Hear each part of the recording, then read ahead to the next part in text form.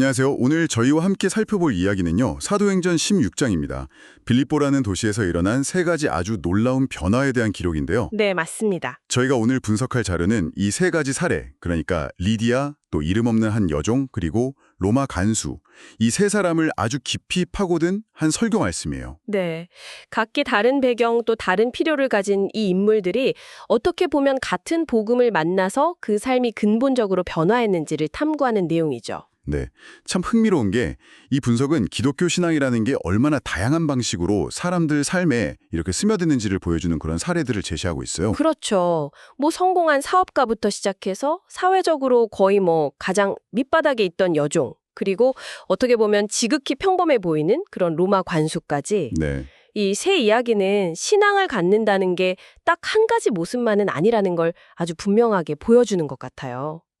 마치 이 세 유형의 사람들을 통해서 복음의 어떤 여러 면, 다면적인 성격을 드러내려고 한 건 아닐까 이런 생각까지 들게 하죠. 맞아요. 그래서 오늘 저희의 목표는 이 자료 분석을 쭉 따라가면서 복음이 어떻게 보면 서로 다른 질문과 갈망을 가진 사람들에게 각각 좀 다른 방식으로 다가가서 그들의 삶을 정말 뿌리부터 바꾸어 놓는지 그걸 함께 살펴보는 것입니다. 네, 청취자분들께서도 이 세 인물의 여정을 따라가시면서 뭔가 개인적인 통찰 같은 것을 얻으실 수 있지 않을까 기대해 봅니다. 자, 그럼 이 세 가지 변화의 이야기 속으로 함께 들어가 볼까요? 네, 첫 번째 인물, 바로 리디아입니다. 이 분석에 따르면요, 그녀는 그 두아디라 출신의 자주색 옷감 상인이었죠. 네. 당시 자주색 염료가 얼마나 귀하고 비쌌는지를 생각하면 뭐랄까, 오늘날로 치면 거의 고급 패션 브랜드를 운영하는 성공한 CEO, 그런 느낌 아니었을까요? 그렇죠. 아주 성공한 사업가였겠네요. 경제적으로도 굉장히 유복했을 뿐 아니라 이미 하나님을 경외하면서 그 기도처에 모이던 신앙심도 꽤 깊었던 여성이었어요. 그렇습니다. 성경에서 그녀를 하나님을 경외하는 자라고 이렇게 묘사하는데요. 이게 당시의 유대교의 하나님한테 좀 매력을 느껴서 구역 성경도 배우고 또 유대인의 관습 일부를 따르던 그런 이방인을 지칭하는 표현이었거든요. 아, 완전히 개종은 아니지만 관심이 많았던. 네, 맞아요. 유대교로 완전히 개종하진 않았지만 뭔가 진리를 찾고 있었던 그런 사람들이죠. 이런 배경을 가진 리디아에게 바울이 다가간 방식은 이 자료에서는 이성적 담론이라고 부릅니다. 이성적 담론이요? 네. 그러니까 바울은 리디아가 이미 알고 있던 구약의 가르침들 있잖아요. 예를 들면 아브라함의 약속이라든지 모세 율법 아니면 또 당시에는 그 의미를 알기 어려웠던 제사제도 같은 것들 네네. 이런 것들이 어떻게 예수 그리스도라는 한 인물 안에서 완성되고 또 의미를 갖게 되는지를 상당히 논리적으로 설명했을 거라는 거죠. 아, 마치 그 흩어져 있던 구약의 여러 조각들이 예수님이라는 어떤 핵심을 통해서 하나의 뭔가 일관된 그림으로 착 맞춰지는 걸 보여준 셈이네요. 정확합니다. 당신이 이미 알고 있는 이 모든 것들의 진짜 의미를 풀어줄 열쇠가 바로 여기에 있습니다. 이렇게 말하는 것처럼요. 와, 근데 이 분석에서는 리디아가 그 설명을 듣고 마음이 열려서 반응했다고 할 때 이 반응이 단순히 아, 그렇군요 하고 머리로만 동의한 걸 넘어선다고 좀 강조하던데요. 네, 바로 그 지점이 아주 중요합니다. 이 분석은 리디아의 경험을 미적 경험이라고까지 묘사를 해요. 미적 경험이요? 네. 즉 바울의 설명이 논리적으로 타당했을 뿐만 아니라 그 전체적인 그림이 주는 어떤 조화 그리고 아름다움에 깊이 매료되었다는 거죠. 아, 모든 것이 정말 딱 맞아떨어지는구나 하는 그런 느낌. 아, 지적인 이해를 넘어서는 어떤 깊은 공감과 감탄이 있었을 거라는 겁니다. 머리로만 이해한 게 아니라 가슴으로 그 진리의 아름다움을 느꼈다는 거죠. 그렇군요. 그래서 이 사례는 이미 종교적이고 도덕적인 사람들에게도 왜 복음이 필요한지를 잘 보여주는 것 같아요. 종교적인 사람에게 복음이 필요하다는 건 좀 어떤 의미일까요? 이미 잘 믿고 있는 게 아닐까 싶은데요. 아, 그거 좋은 질문입니다. 보통 기존의 종교 생활이라는 게 자칫하면 내가 율법을 잘 지키면 그러니까 행위가 먼저죠? 그러면 하나님이 나를 받아주시고 복 주실 거야 이런 식으로 흐르기가 쉽거든요. 네, 그렇죠. 내가 뭔가 해야 되는. 맞아요. 즉 하나님이 나의 어떤 필요를 채워주는 유용한 하나님이 되는 거죠. 하지만 복음은 그 순서를 완전히 뒤집습니다. 하나님께서 그리스도를 통해 먼저 나를 사랑하시고 받아주셨기 때문에 즉 은혜가 먼저 오는 거죠. 그래서 나는 그분을 기뻐하고 그 뜻대로 살고 싶다. 이런 마음으로 나아가게 한다는 겁니다. 아, 이것은 하나님을 아름다운 하나님으로 경험하는 전환이라고 할 수 있어요. C.S. 루이스도 말했듯이 우리가 정말 아름다운 것을 경험하면 그것을 막 찬양하고 다른 사람들과 나누고 싶어지잖아요. 네네. 그런 자발적인 기쁨과 감사가 동기가 되는 신앙으로 바뀐다는 거죠. 우와, 그렇군요. 그러니까 신앙의 동력 자체가 완전히 바뀌는 거네요. 어떤 의무감이나 죄책감, 혹은 나는 이만큼 잘하고 있어 하는 그런 자기 의로움, 이게 또 때로는 다른 사람을 좀 판단하는 모습으로 나타나기도 하고요. 그렇죠. 그런 게 아니라 하나님의 그 아름다움과 은혜에 대한 어떤 감격, 기쁨, 이게 원동력이 되는 삶.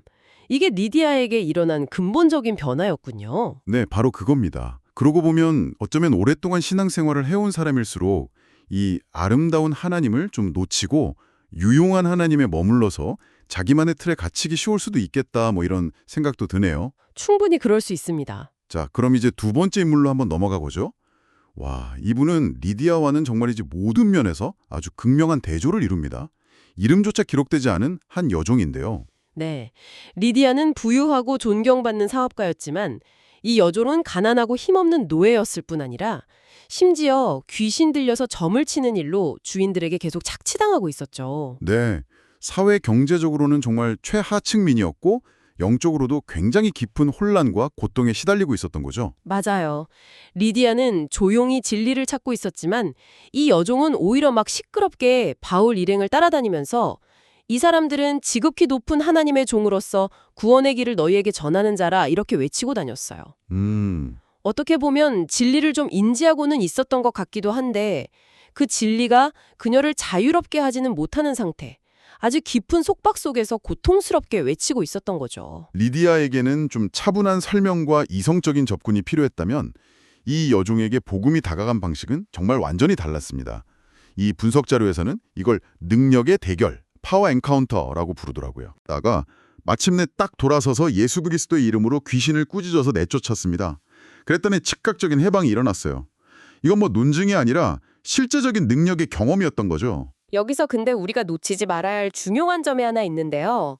이 영적인 해방이 즉시 사회적 경제적 파장을 일으켰다는 사실입니다. 아, 그렇죠. 악한 영으로부터의 자유는 곧 그녀를 착취하던 그 경제 구조로부터의 이탈을 의미했던 거죠.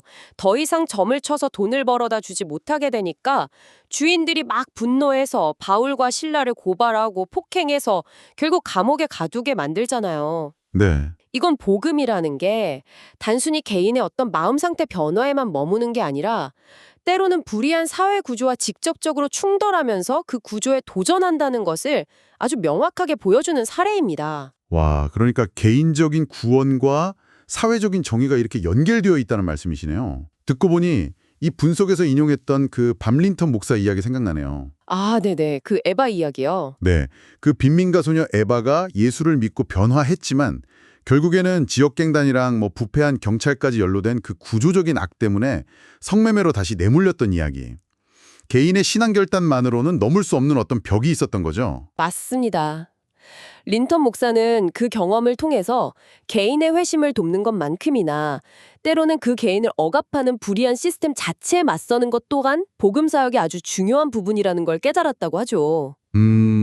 이것인 복음이 온전히 뿌리 내릴 때 개인의 어떤 심리적이고 영적인 변화뿐만 아니라 우리가 살아가는 이 사회의 구조적인 문제에까지 관심을 갖게 만든다는 것을 좀 시사하는 바가 큽니다. 네, 그래서 진정한 복음은 우리를 단순히 뭐 보수나 진보 같은 그런 정치적인 이분법에 가둘 수가 없는 것 같아요. 개인의 변화와 사회적 책임, 이 모두를 포괄하기 때문이죠. 이제 마지막 인물입니다. 빌립보 감옥의 간수인데요. 자료는 그가 아마도 퇴역한 로마 군인이었을 것으로 추정하더라고요. 네.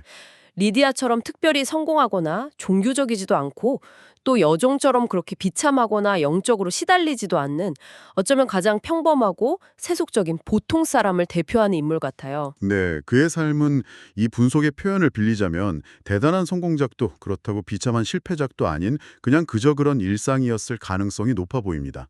뭐 영적인 문제에는 아마 큰 관심이 없었을 거고요. 네. 리디아처럼 막 지적인 토론이나 여종처럼 격렬한 감정적 영적 체험을 원하지도 않았을 그런 타입이죠. 그 죄수들이 탈옥했다고 생각했을 때 책임을 지고 명예를 지키기 위해서 망설임 없이 자결하려고 했던 모습 있잖아요. 아, 맞아요. 거기서 그의 아주 실용적이고 현실적인 성향, 감정보다는 의무와 명예를 중시하는 그런 성격을 좀 엿볼 수 있죠. 흥미로운 점은 바울과 실라가 이 간수에게 먼저 다가가서 복음을 설명하거나 능력을 보여주거나 하지 않았다는 거예요. 네, 그렇죠.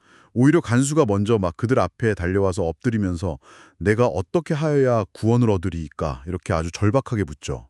무엇이 이 무심해 보였던 실용주의자를 이렇게 극적으로 변화시킨 걸까요? 이 분석으로는요, 간수가 바울과 실라에게서 이전에는 정말 결코 본 적 없는 두 가지 아주 강력한 증거를 목격했기 때문이라고 설명합니다. 증거요? 어떤 증거죠? 첫째는 고난 속에서의 설명할 수 없는 기쁨입니다. 바울과 실라는 정말 심하게 매를 맞고 발에 족쇄까지 채인 채 가장 깊은 감옥에 갇혔어요. 그런데 한밤중에 그들은 낙심하거나 원망하는 대신에 기도하면서 하나님을 찬송했죠. 네. 그 소리에 다른 죄수들까지 막 귀를 기울일 정도였다고 하니까요. 그들의 기쁨은 환경이나 조건에 좌우되는 게 아닌 훨씬 더 깊은 근원에서 나오는 것처럼 보였을 겁니다. 간수는 아마 이런 종류의 평온함과 기쁨을 이해할 수 없었을 거예요. 정말 그랬겠네요. 그리고 두 번째 증거는 악을 선으로 갚는 모습이었군요. 네, 맞아요. 갑작스런 지진으로 감옥문이 확 열리고 족쇄가 다 풀렸을 때 그들은 얼마든지 도망칠 수 있었어요. 부당하게 갇혔으니까 그럴 만도 했죠. 그렇죠. 하지만 그들은 그렇게 하지 않았습니다. 만약 죄수들이 도망치면 로마법에 따라서 간수가 처형당할 것을 알았기 때문이죠. 그래서 그들은 오히려 간수를 안심시키면서 제자리에 머물렀어요. 자신들을 고문하고 감금한 사람에게 선으로 갚은 것입니다. 와, 바로 그겁니다. 이 실용적인 간수에게는 복잡한 신학적 설명이나 막 감정적인 호소보다는 눈앞에서 펼쳐진 이 두 가지 강력한 삶의 증거, 고난을 이기는 기쁨과 악을 선으로 갚는 사랑, 이게 훨씬 더 설득력 있게 다가왔던 거죠. 그렇군요. 그는 바울과 실라의 삶을 움직이는 뭔가 다른 힘, 다른 이야기, 내레티브가 있음을 직감했습니다. 비록 그 이야기의 자세한 내용은 몰랐지만 그 이야기가 만들어내는 삶의 방식, 고통과 부당함을 대하는 태도, 상식적으로 이해할 수 없는 용서와 사랑에 완전히 압도된 거죠. 나도 저들이 믿는 그 이야기가 필요하다. 나도 저렇게 살고 싶다는 어떤 갈망이 속에서 터져나온 거죠. 이 분석에서 언급된 그 윌리엄 윌리몬 목사의 다운 증후군 아기 부모 이야기도 딱 같은 맥락으로 이해할 수 있겠네요. 네, 그렇죠. 의학적인 어려움만을 막 이야기하는 세상의 관점과는 달리 그 부모는 오히려 그 고난을 통해서 가족이 배울 수 있는 어떤 기회로 받아들였잖아요. 세상을 이해하는 전혀 다른 틀, 다른 이야기를 가지고 있었기 때문이죠. 간수가 본 것도 바로 그런 거였군요. 맞습니다. 리디아가 이성적인 설명을 통해서 아름다운 진리를 발견했고 여종이 초자연적인 능력을 통해서 강력한 해방을 경험했다면 이 간수는 삶으로 살아내어진 복음의 실제적인 증거를 통해서 변화에 이른 것입니다. 리디아, 여종, 간수. 와, 정말 이렇게 다를 수 있을까 싶을 정도로 다른 배경과 필요를 가진 사람들이었네요. 이 세 가지 이야기를 종합해 볼 때 이 분석이 우리에게 궁극적으로 던져주는 핵심 통찰은 뭐라고 할 수 있을까요? 이 분석은 크게 세 가지 점을 강조하는 것 같습니다. 첫째는요, 복음은 특정 타입의 사람에게만 해당되는 것이 아니라는 점입니다. 아, 네. 나는 좀 종교적인 타입은 아니야 라거나 저 사람은 절대 안 변할 거야 라고 우리가 쉽게 말할 수 없다는 거죠. 리디아처럼 지적이고 종교적인 사람, 또 여종처럼 깊은 상처와 고통 속에 있는 사람, 간수처럼 아주 평범하고 세속적인 사람 모두에게 복음은 유효하다는 겁니다. 그렇군요. 기독교가 특정 문화권을 넘어서 전 세계로 퍼져나간 역사가 이거 증명하죠. 두 번째는 복음이 가진 그 놀라운 통합의 힘을 보여준다는 거군요. 네, 과거에 그 엄격한 바리새인이었던 바울이 이전이라면 정말 상상도 못했을 이방인 여성 사업가, 귀신 들렸던 노예 출신 여종, 심지어 자신들을 핍박했던 로마 간수와 한 가족 공동체를 이루게 된 것처럼요. 네, 그리스도 안에서 새로운 정체성을 발견할 때 인종이나 계층, 문화, 성별 같은 세상의 모든 장벽을 뛰어넘는 연합이 가능하다는 어떤 잠재력을 보여주는 거죠. 물론 현실 교회가 이 잠재력을 온전히 살아내지 못할 때도 많지만요. 물론 그렇죠. 하지만 복음 자체에는 그런 통합의 DNA가 있다는 겁니다. 그리고 마지막으로 그렇기 때문에 복음을 나누는 방식 역시 하나로 정형화될 수는 없다는 것입니다. 맞아요. 모든 사람에게 똑같은 방식으로 다가갈 수는 없다는 거죠. 어떤 사람에게는 리디아에게처럼 복음의 어떤 지적인 아름다움과 합리성을 보여주는 것이 필요할 수 있고요.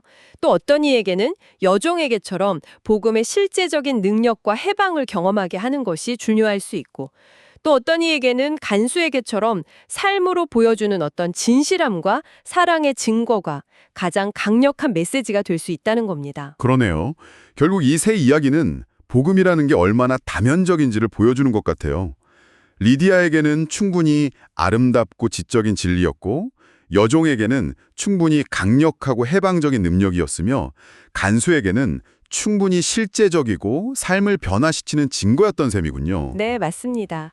이 모든 것이 다 복음의 한 모습이라는 통찰이 참 인상 깊습니다. 네. 오늘 우리는 사도행전 16장의 이 세 인물을 통해서 복음이 얼마나 다양한 경로로 사람들의 삶에 찾아와서 변화를 일으키는지 살펴보았습니다.